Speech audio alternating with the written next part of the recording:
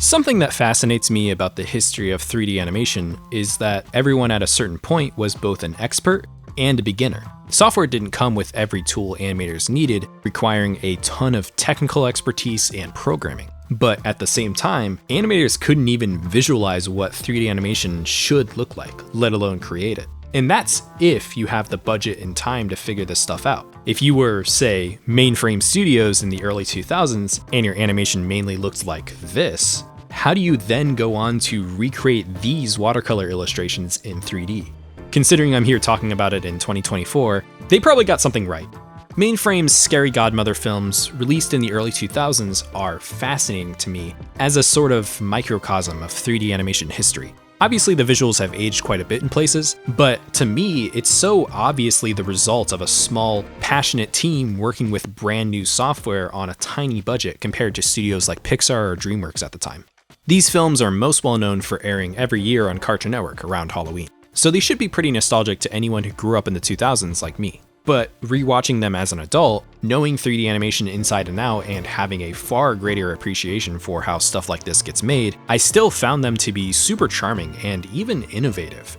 Despite the dated visuals, I actually think the film was ahead of its time in some ways, especially on a made-for-TV budget.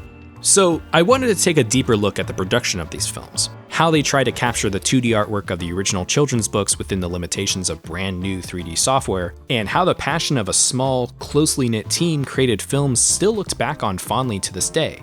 Oh yeah, and happy Halloween and all that. I'm dressed as Dudley from Street Fighter. Kimberly is grapes. You know, from Octopus it doesn't matter. Here's something really scary for Halloween though. Real face jump scare. But you know what's even scarier than my real face? The internet. This video is sponsored by NordVPN. Let me demonstrate why you'd want a VPN by using state-of-the-art animation techniques. Here's you at the airport or a cafe, and here's the public Wi-Fi you're connected to. Let's say you log into your bank account, which sends that data to the public Wi-Fi network. But little did you know, you weren't connected to the public Wi-Fi at all. You were actually connected to a fake Wi-Fi network with the same name as the real one, set up by a hacker, a man-in-the-middle attack. Now let's see the same situation using a VPN. Instead of connecting to the Wi-Fi network directly, it's first sent to the VPN, which encrypts your data and then connects you to public Wi-Fi. Even with a man in the middle, your data is encrypted, so it just looks like gibberish, keeping you safe.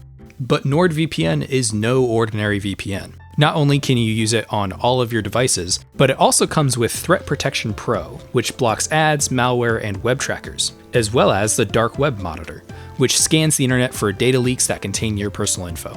And the best part is you can try it risk-free with a 30-day money-back guarantee with 4 months free by visiting my link at nordvpn.com/Doodly. And you'll support me and the channel by doing so. Thanks again to NordVPN for sponsoring this video, and let's get back into it. Let's start with the artwork of Jill Thompson and the books the films were based on. Thompson majored in illustration at the American Academy of Art in Chicago, and much of her work is this detailed blend of illustration and watercolor techniques. Aside from Scary Godmother, she's best known for her work on The Sandman, including an original comic in the universe about death, At Death's Door.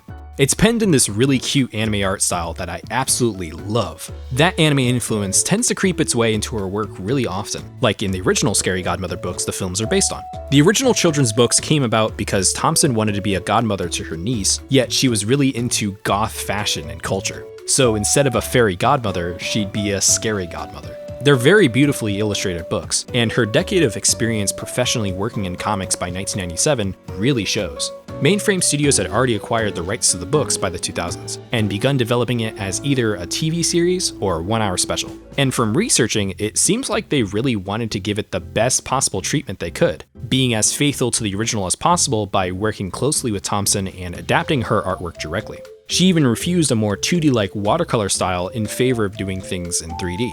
You can't really say the same about a lot of adaptations at the time, which usually opted for live action or more realistic 3D.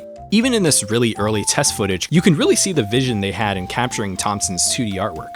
It's aged a bit today, of course, but we're talking 1999-ish. Have you seen some of the other attempts at capturing 2D art styles from back then? Artists were just barely capable of modeling, and most of the expertise went into realism rather than stylized 3D. Software just wasn't as sophisticated as it is today, with the best you can get being good old soft image 3D, an ancient program even I know barely anything about. Subdivision modeling wasn't even in the base program, it was a plugin. If you don't know what that means, it's like trying to build a house without a hammer. So just let that sink in. Anyways, these tests pretty clearly helped visualize the final look of the film. Mainframe Studios at this point was well known for fairly rigid 3D produced on a low budget. You probably know them best as the studio behind Reboot, which I swear I'll make a video about one of these days, I promise. But tackling something like Scary Godmother with highly stylized and proportioned characters and watercolor textures would be extremely out of their wheelhouse at this point. So this result is pretty impressive compared to the usual work. Even if it ends up looking a bit dated today, Mainframe always seems to be trying groundbreaking new visuals since they started.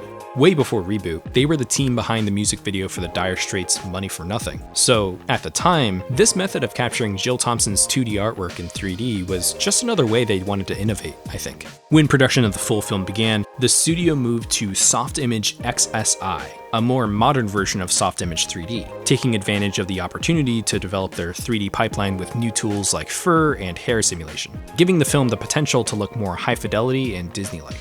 But the film still stuck closely to Thompson's artwork, and Thompson herself was closely involved with the film's art direction, drawing character sheets, painting backgrounds, and even sculpting character maquettes to be scanned in later. Mainframe would even pull textures for the backgrounds directly from Thompson's artwork, augmented by these thick black outlines that are generated in 3D. It's a pretty classic trick these days, and not too different from my own thick black outline, but very new for the time.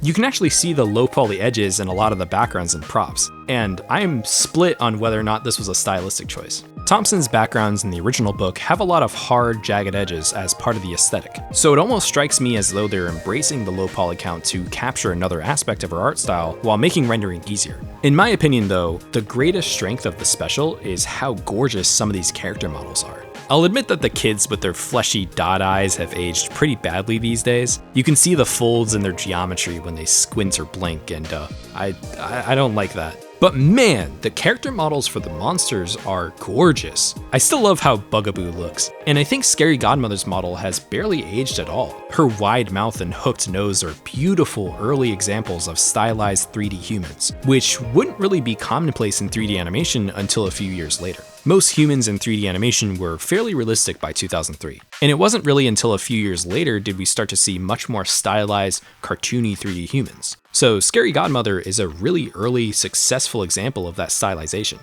It's really just the lighting and rendering that makes her appearance dated. Otherwise, her model still looks fantastic. I'm also of the opinion that Hannah's model has aged pretty well too. It's not perfect, but there also wasn't really anything else like it at the time. Even in something like Monsters Inc., they stuck to semi-realistic proportions and facial expressions for Boo so she wouldn't look unintentionally creepy, but I actually think Hannah is still pretty cute too. She manages to hit some really excellent, exaggerated facial expressions throughout the film and captures some of that anime influence I mentioned earlier in Thompson's artwork. The biggest thing dating the film these days is the animation. It's stiff and robotic in a lot of places, aside from a few decent scenes. But as mentioned before, that's hardly the fault of Mainframe, considering animators barely even knew how to animate on a computer by this point. It's actually almost quaint to the point where it's fun to watch. You can pick it apart just by looking at it. They animate from one extreme pose to another and then spline to each pose with a few movements added on top. Even I can do that, look.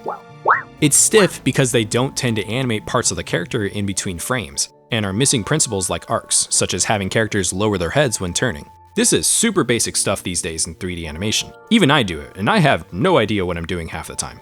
But even here, you can tell they're trying to capture 2D animation techniques, even if it was way more difficult to visualize and implement back then. Characters have a lot of squash and stretch, for example, on their heads, their bodies, their arms, even in the backgrounds, like how this door expands to fit Bugaboo going through.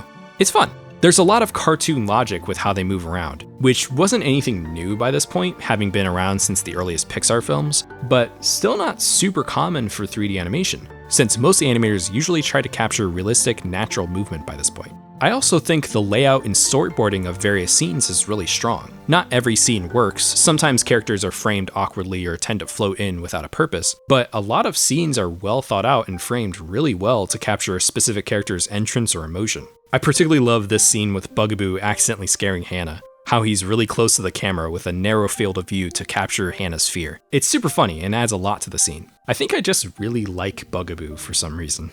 Compared to the storyboards for the film, which are quite a lot simpler, it seems like a lot of this praise falls on the animators since there's no layout artist credited at the end of the film. I think it goes to show that the animators working on it absolutely knew what they were doing, they were just limited by the computer hardware and software of the time.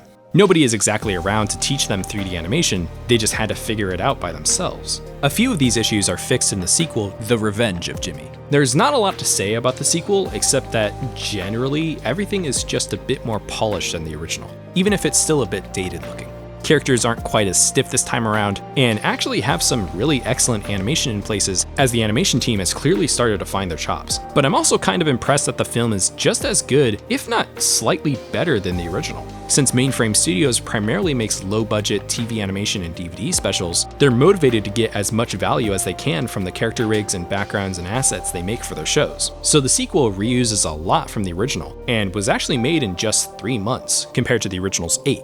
And with a smaller animation team of 14 compared to the original's 25. But I don't think this shows much. It's still a pretty good special. Sure, the films aren't perfect, they're rough and dated in a lot of places, and they're super cheesy sometimes. But they're also charming and funny and really lovely. I know it doesn't feel like it just by looking at the films, but they were really ahead of their time despite the small team and budget. Modeling, rigging, animating, and even just visualizing something in 3D was way harder back in the early 2000s. To be able to pull off even a tenth of Jill Thompson's artwork is super impressive to me, and I think they actually captured almost everything they could for the time period, way before anyone else was doing that kind of art style. If you're into 3D animation history as much as I am, give these films a watch. They're beautiful examples of its earlier history, while still being charming and funny in their own right.